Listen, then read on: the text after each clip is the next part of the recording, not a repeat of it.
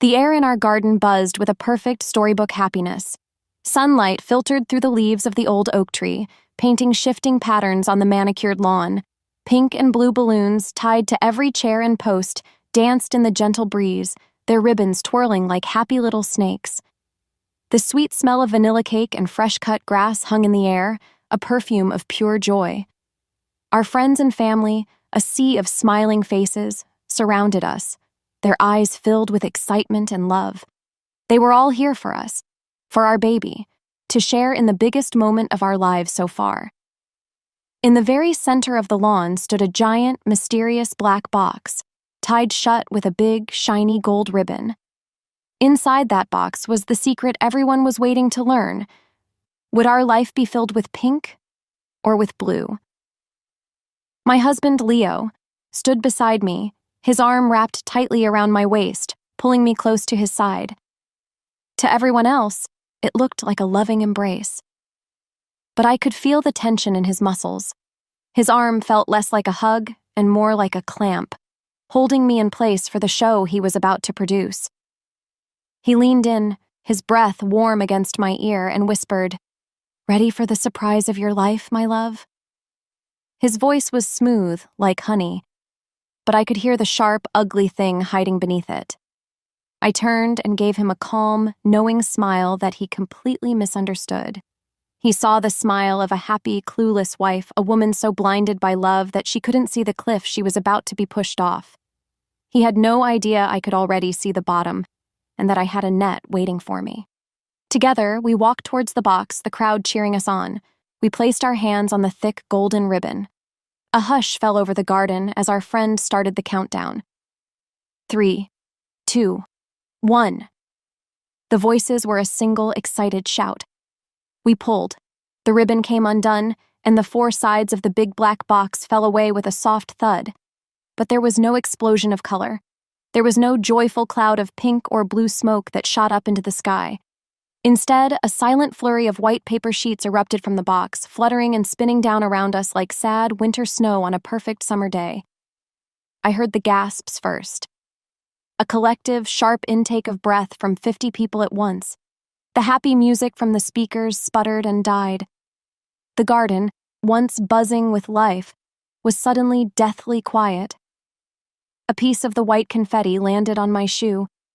I looked down, my heart beating a slow, steady rhythm, not with panic, but with anticipation. The letters were black and sharp, like little knives against the clean white paper. In big, bold letters it read, "Petition for divorce." The world seemed to slow down. I could see every shocked face in the crowd. My best friend's hand flew to her mouth. Leo's mother looked utterly confused. And then I saw her, standing near the front, partially hidden behind a rose bush. Chloe, Leo's mistress. A smug little smile was playing on her lips. This was their masterpiece, their moment of ultimate victory. Leo let go of me as if I were suddenly on fire. He stepped forward, grabbing the microphone from the stand nearby. His face, which minutes ago had been a mask of the loving husband, was now twisted into a cruel, triumphant smirk. He thought this was his shining moment. "Surprise, everyone," he announced, his voice booming through the speakers, shattering the fragile silence. "Looks like we're not having a baby shower after all. We're having a divorce party." He turned to look right at me, his eyes as cold and hard as stones. He was waiting. He was expecting me to crumble, to burst into tears, to fall to my knees, broken and humiliated in front of everyone we knew. "Amelia and I are finished," he continued, enjoying the power of his words. "I've realized I can't be tied down to a crying pregnant woman for the rest of my life. I deserve to be happy." The pity on the faces of our guests was almost painful to watch. They were looking at me like I was a wounded animal. Leo puffed out his chest, soaking in the drama he had created, waiting for my breakdown. But it never came. Instead, I bent down gracefully, my hand supporting my back, and picked up one of the divorce papers from the grass. I looked at it for a moment, then used it to gently fan my face, as if I were feeling a little warm from the sun. A small, serene smile touched my lips. I looked up and met Leo's gaze. His confident smirk was just beginning to falter, replaced by a flicker of confusion. Then, I walked over to the second microphone, the one that I was supposed to use to joyfully announce the gender of our child. I tapped it once. The sharp thump-thump echoed through the silent garden, making several people jump. Every eye was on me. I took a deep breath, looked at the pale, confused face of the man I once called my husband, and leaned into the microphone. "Thank you for that little show, Leo," I said, my voice perfectly calm and clear, carrying across the lawn. "But my announcement is a little more important. To understand why I wasn't crying on the lawn, surrounded by divorce papers, you have to see the life Leo had so carefully built for me. It wasn't really my life at all. It was more like a beautiful picture frame, shiny and golden on the outside for everyone to admire, but on the inside there was nothing but empty space. I was just the painting he had placed there, smiling and silent. We met 2 years ago, in a way that felt like it was written for a movie. I was a librarian, a job I adored.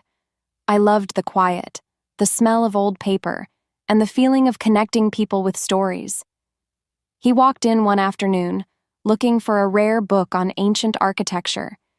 He was so different from anyone I'd ever met.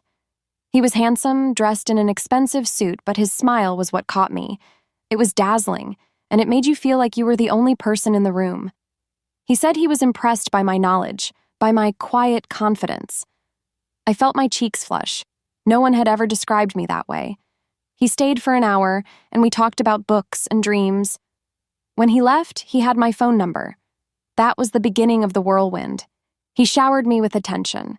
He took me to fancy restaurants where the waiters knew his name, to art galleries, to weekend trips in his sports car. It was a fairy tale. He made me feel seen and special in a way I never had before. I, a simple librarian, was being courted by this incredible worldly man. When he asked me to marry him 6 months later, on a private boat under a sky full of stars, I thought I was the luckiest woman alive. Of course, I said yes. After the wedding, things began to change, but so slowly and gently that I barely noticed at first. The first golden bar of my cage was put in place when he asked me to quit my job. "A man like me should be able to provide for his wife," he'd said, smiling that perfect smile. "You don't need to work, darling. Just focus on being beautiful and making our home a paradise for us." I was so drunk on love that I thought it was the most romantic gesture in the world. I said goodbye to the library, to my colleagues, to my own small paycheck. I didn't realize I was also saying goodbye to my independence. Next came the finances. He set up a joint bank account, but I never saw a statement. He gave me a credit card with a generous limit, he said, for whatever my heart desires. But it was an allowance, not a partnership. When I once asked if we could sit down and go over our budget together, just so I could understand, he simply patted my head like I was a child. "Don't you worry your pretty little head about boring things like that, my sweet, simple girl," he'd said, his tone soft but firm. "That's what I'm here for." He loved calling me that. Simple.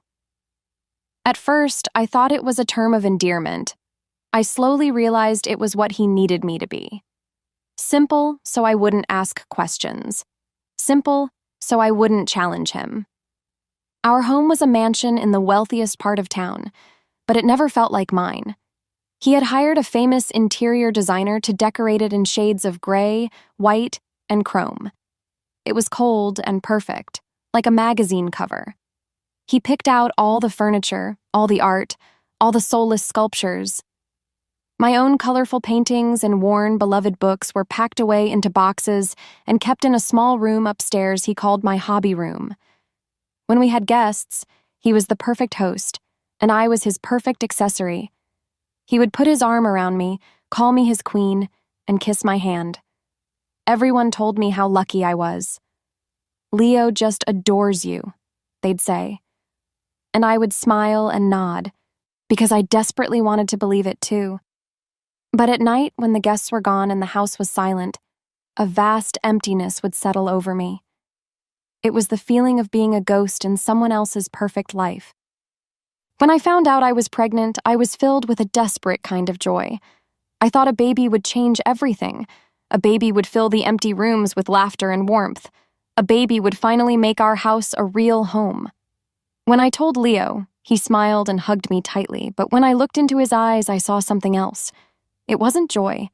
It was a flicker of something cold and calculating. That should have been my first real warning sign. He wasn't seeing a son or a daughter. He was seeing an anchor, a complication to a life he wanted to keep simple. My simple girl was about to make his perfect life very, very complicated. The fairy tale began to crumble just a few months into my pregnancy, the beautiful picture frame cracking from the inside out. It started not with a bang, but with whispers. Our house was large, with long hallways and heavy doors, and suddenly, those doors were always closed. I'd walk towards his study and hear the low murmur of Leo's voice, only for it to stop the second my hand touched the doorknob. When I entered, he'd be staring at his phone, a blank expression on his face. "Just a business call, darling," he would say, not looking up. "You know how it is." But the air in the room would be thick with secrets, and the hurried way he ended the calls felt less like business and more like guilt. Then came the late nights. His work meetings started stretching later and later into the evening. He would come home long after I had gone to bed, slipping under the covers silently. He always smelled faintly of a perfume that wasn't mine.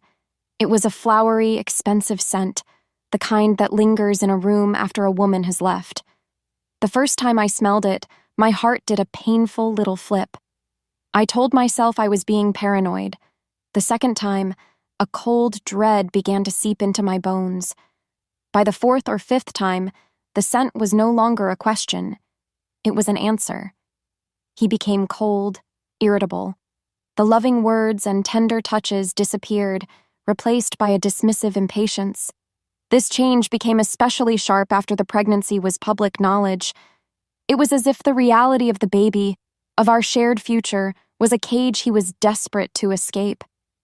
I tried to talk to him, to bridge the growing chasm between us. I'd try to discuss names for the baby or show him the tiny sonogram picture, and he would just wave a hand and say, "Whatever you think is best, Amelia."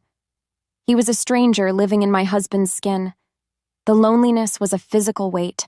I was living in this huge, beautiful house pregnant with our child, and I had never felt more alone in my entire life. One evening, while doing his laundry, I found a receipt tucked into his suit pocket.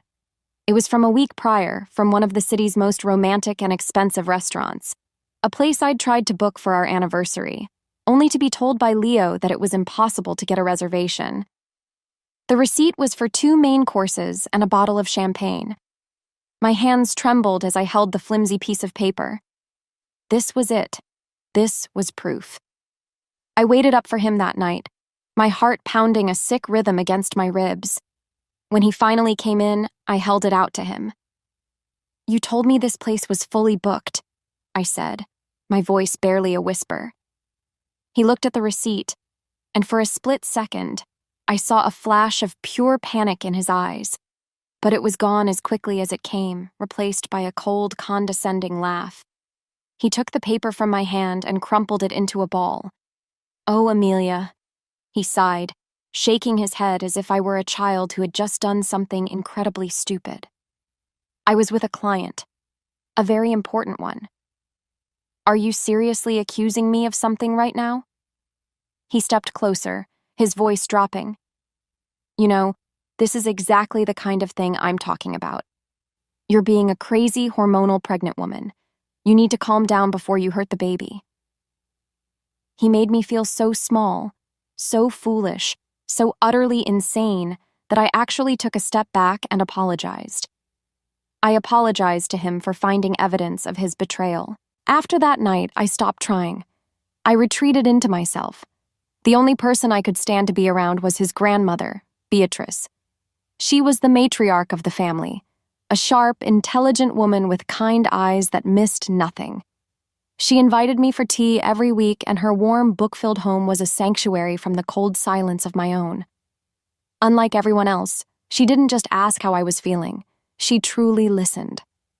I found myself telling her things I couldn't tell anyone else, about my fears, my crushing loneliness, about how Leo seemed like a different person. She would just nod slowly, her hand resting gently on mine. "Men can be fools, my dear," she once said, her gaze firm and knowing. "Especially men who have been given too much too easily." She never spoke badly of Leo, but in her eyes I found a deep, unwavering understanding. She saw what was happening. She knew I wasn't crazy. Those afternoons with Beatrice were the only moments I felt strong. She was a lighthouse in a gathering storm, and little did I know, she was already plotting a course to guide me through it. One Tuesday afternoon, about a month before the gender reveal, my phone rang. It was Beatrice. Her voice, usually so strong and full of life, was weak and thin, like a thread about to snap. "Amelia, dear," she said, her words quiet but urgent. "I need you to come see me, and I need you to come alone. Don't tell Leo." A cold knot of fear tightened in my stomach. The way she said it, I knew this wasn't for our usual tea and conversation. This was something else. I promised I would, and drove to her grand estate with my hands trembling on the steering wheel, 1,000 worries racing through my mind. I found her in her study, a room that smelled of old books and beeswax. She looked so small and frail in her large wing-backed armchair, a soft blanket draped over her legs. But her eyes, when they met mine, were as sharp and intelligent as ever. Standing quietly by the fireplace was her lawyer, a kind-faced, serious man named Mr. Hemlock. My heart sank. A lawyer. This was bad. "Amelia, sit down," Beatrice said, gesturing to the chair opposite hers. "We don't have time for small talk." I did as she asked, my hands clasped tightly in my lap. She got straight to the point. "I am not a fool, and I have not been blind. I know about my grandson. I know about his greed, and I know about that little parasite, Chloe." I gasped, my hand flying to my mouth. All the secrets I had been holding, all the pain I had been hiding, was suddenly out in the open. She knew. She actually knew. Beatrice reached out a pale, thin hand and placed it on my arm. "I hired a private investigator weeks ago," she confessed, her voice filled with a deep, weary sadness. "I had to be sure. He is planning to leave you, Amelia. He is waiting for the right moment, a moment where he can hurt you the most. He is waiting for me to pass on, believing that he will inherit everything. He plans to take the family money and be free to live his life with that girl, leaving you and my great-grandchild with absolutely nothing." Tears I didn't even know I was holding back began to well up in my eyes, but she squeezed my arm gently. "Do not cry, my child. We are not going to let that happen." What she told me next made my head spin. It was so audacious, so brilliant, that it felt like a dream. Mr. Hemlock stepped forward and opened his worn leather briefcase. He laid a thick, ribbon-bound document on the polished table between us. It was Beatrice's last will and testament. "I have had Mr. Hemlock make some adjustments," Beatrice said, a faint, steely smile touching her lips. She explained that she had created a special trust. Into that trust, she was putting everything: the family's international company, all the properties across the country, this very house, and the entire fortune her husband had spent his life building. And her will now clearly stated that the trust would be controlled by one person, and one person only: the mother of her first great-grandchild, me. I stared at her, speechless. I couldn't form words. The power would transfer to me the moment the baby was born. "Until your child turns 21, Beatrice explained, her eyes locking with mine, a silent transfer of power passing between us. "You, Amelia, will be the head of this family. You will control everything. Leo will have nothing but a small monthly allowance that you approve." I finally found my voice, a choked whisper. "But why?" Beatrice's smile softened. Because I have watched you for 2 years, my dear. Leo brought you into this family, and it is the only wise thing he has ever done.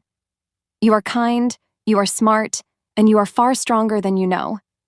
You will be a wonderful mother, and you will protect this family's legacy from the one person who would destroy it, my own grandson. She leaned forward, her gaze intense. This is my final gift, to you and to the baby. But you must be brave. You cannot let him know. You must wait for him to make his move, and then, and only then, you will show him what a simple girl can really do. I left her house that day with a certified copy of the will tucked inside my purse. It felt as heavy as a brick, but it also felt like a shield. I was no longer a victim waiting for the axe to fall. I was a guardian, a secret queen, waiting for the perfect moment to claim my throne. 2 weeks after that life-altering meeting, Beatrice passed away peacefully in her sleep. A wave of genuine sadness washed over me. I had lost the only true ally I had in this family, the one person who saw me for who I really was.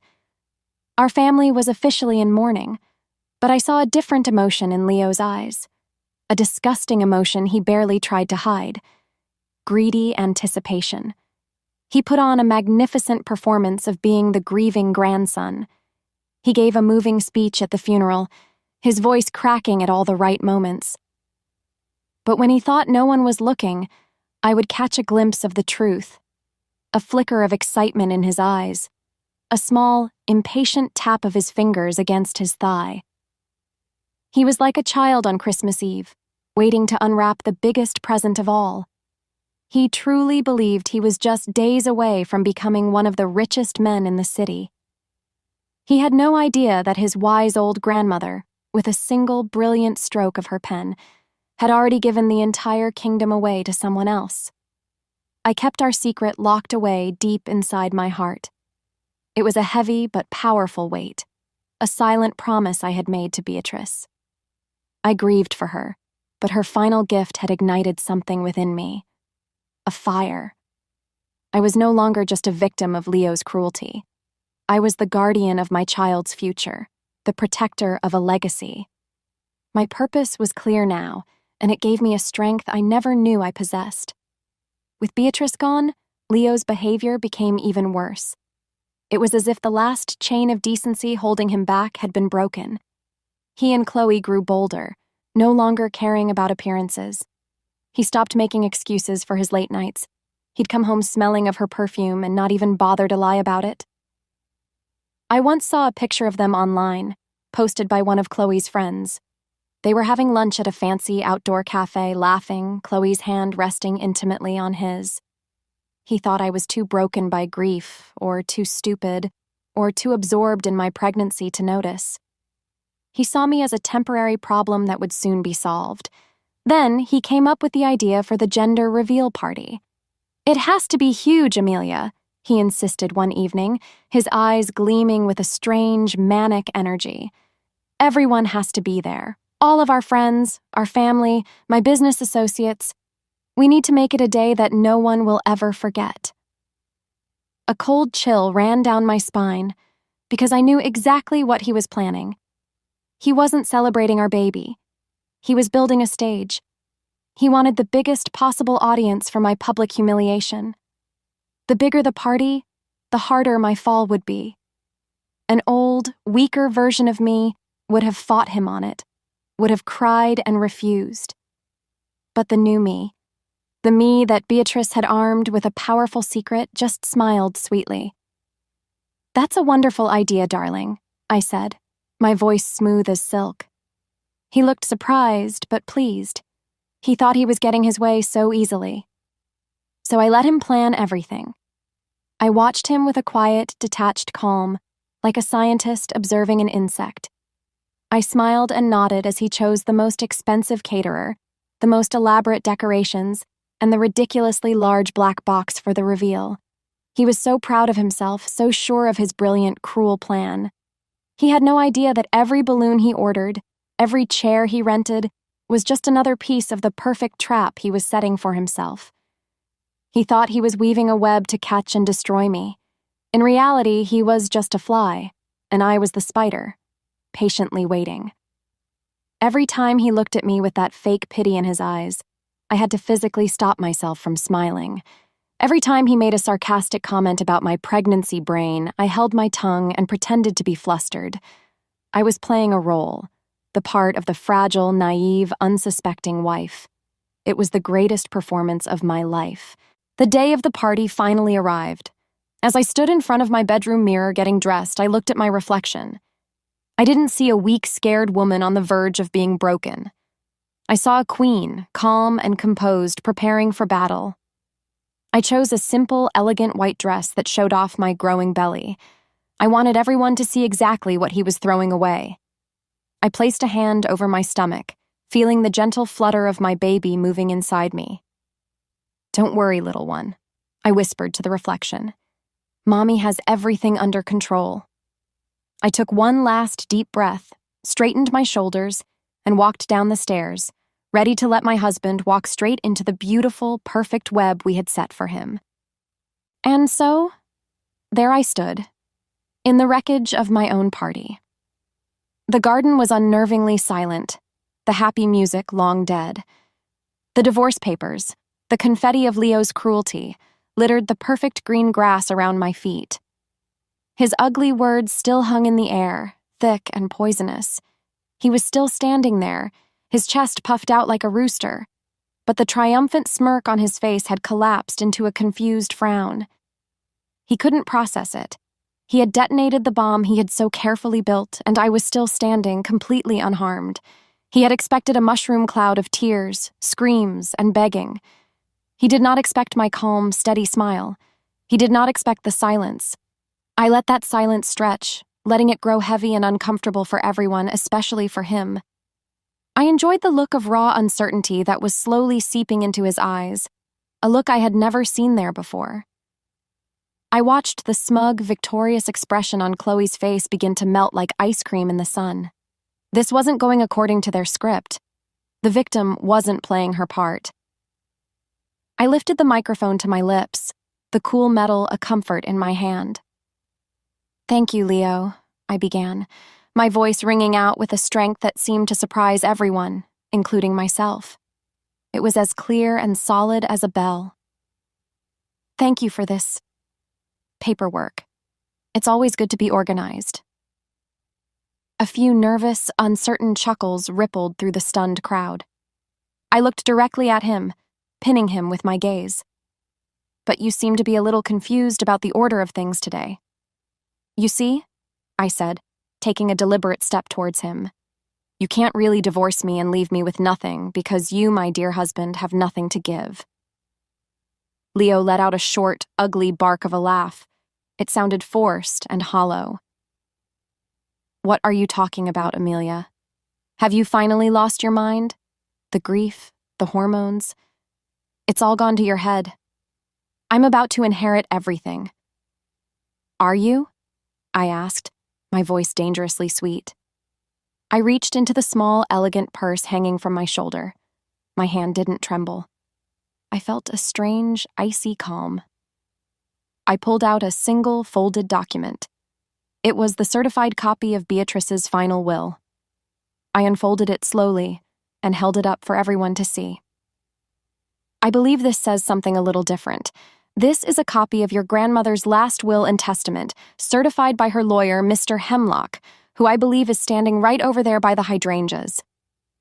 I gestured to the back of the crowd, where the kind-faced lawyer, true to his word, gave a slight professional nod. A new wave of murmurs swept through the guests.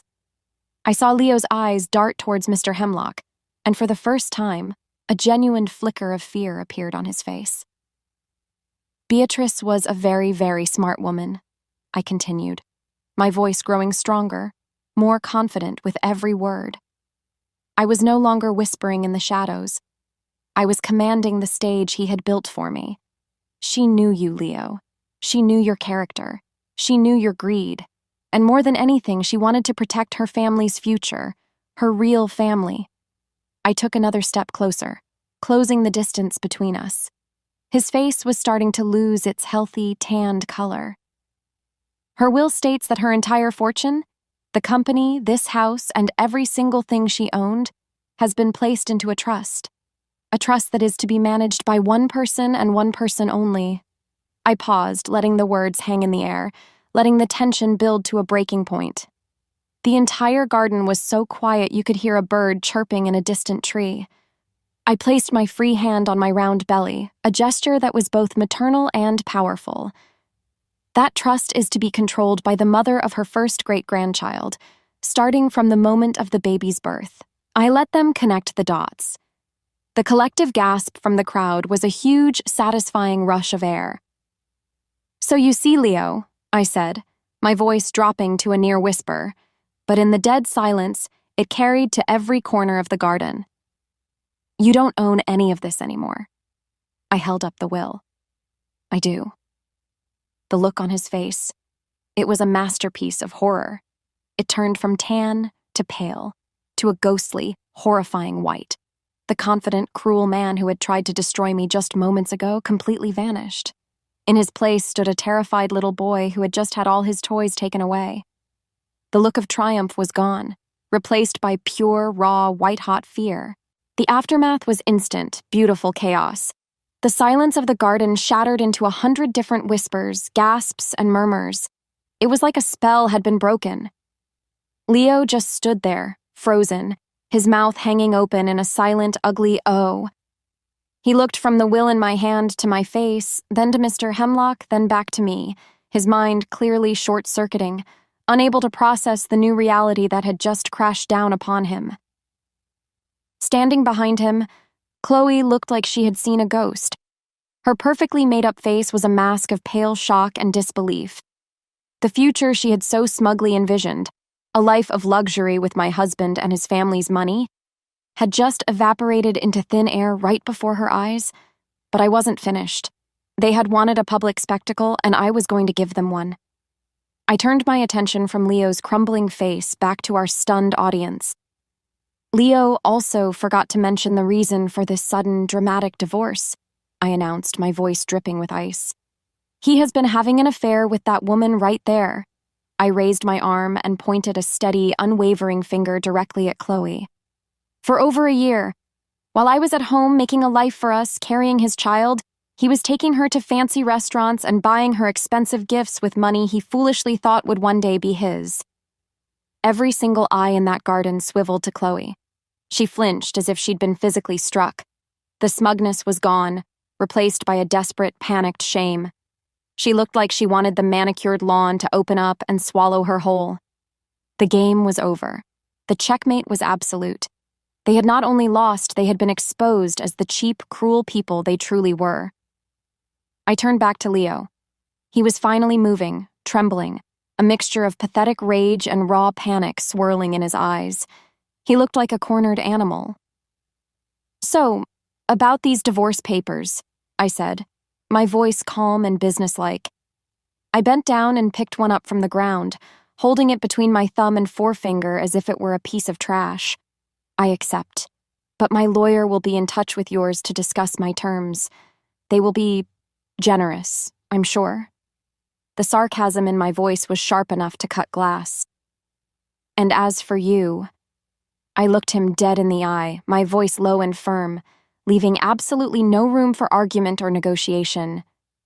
"This is no longer your house. This is my house, Beatrice's house, soon my child's house. I want you to go upstairs, pack your things, and be gone. You have 24 hours. His parents, who had been frozen in the crowd, finally rushed forward, their faces a mess of confusion and horror. "Amelia, what is the meaning of this?" his father stammered, looking at me as if he'd never truly seen me before. I met his gaze without flinching. "The meaning is that Beatrice knew her son better than anyone. She saw his greed and she protected her legacy from it. I am simply following her final wishes." Leo finally found his voice, but it wasn't the booming, confident tone he had used at the microphone. It was a pathetic, desperate squeak. "You can't do this to me." "I can," I replied, the words solid as stone. "And I am." I turned my back on him then, a simple gesture that signaled he was completely and utterly dismissed from my life. That was the last thing I said to him that day. I didn't need to say anything more. I walked away from the mess he had created, away from the shattered pieces of our old life. My true friends, the ones who had looked horrified by his actions and not by my reaction, immediately gathered around me, their faces full of awe, relief, and unwavering support. The party was over, but my life, my real life, was just beginning. Standing there on the lawn, under the now ironic pink and blue balloons, I placed a protective hand on my belly. We were safe now. We were secure. We were strong. I was no longer Leo's sweet, simple girl living in his golden cage. I was the head of the table, a mother, a protector, and the powerful, resilient woman that Beatrice had always known I was. And as the sun began to set on the ruins of my old life, I felt a profound sense of peace. I was ready to build a wonderful future, not with a man's money or on a man's terms, but with my own two hands and with my own strength.